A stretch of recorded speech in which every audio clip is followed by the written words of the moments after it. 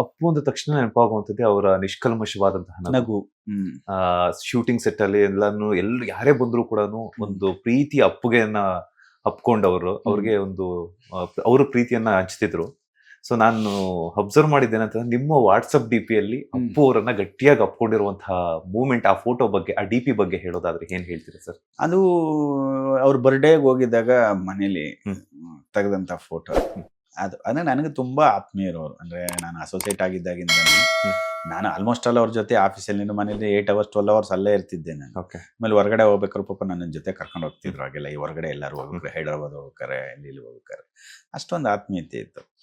ಅದು ತುಂಬಾ ಕ್ಲೋಸ್ನೆಸ್ ನನಗೆ ಅವರು. ಅದು ಆ ಸ್ಟಿಲ್ ಅದು ತೋರಿಸುತ್ತೆ, ಅದು ನಮ್ಮ ಬಗ್ಗೆ ಆತ್ಮೀಯತೆ ಏನಿದೆ ಅಂತ ಸ್ಟಿಲ್ ಅದು ತೋರಿಸುತ್ತೆ. ಎಷ್ಟು ವರ್ಷಗಳ ಹಿಂದಿನ ಫೋಟೋ ಸರ್ ಅದು? ಅದು ನನಗೆ ಗೊತ್ತಿರಂಗೆ ಸರ್ ಒಂದು 8 years ಫೋಟೋ ಇರ್ಬೋದು.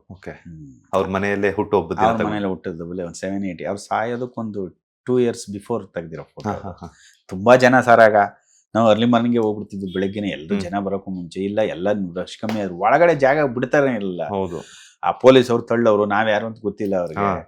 ಅದಕ್ಕೆ ರಶ್ ಕಮ್ಮಿ ಆದಾಗ ಹೋಗುವ ನಾವು. ಇಲ್ಲ ಹಿಂದಿನ ದಿನ ಹೋಗ್ಬಿಡೋ ಒಂದೊಂದ್ಸಲ. ಮುಂಚೆನೆ ಒಂದ್ಸಲ ಪ್ರತಿ ವರ್ಷ ಹೋಗ್ತಿದ್ದೆ. ಅವ್ರ ಬರ್ಡೇಗೆ ಮಿಸ್ಸೇ ಮಾಡ್ತಿದ್ದೆ. ಹೌದು ಶಿವಣ್ಣ ಕಂಪಲ್ಸರಿ ಮಿಸ್ ಮಾಡದೆ ಹೋಗ್ತಿದ್ವಿ.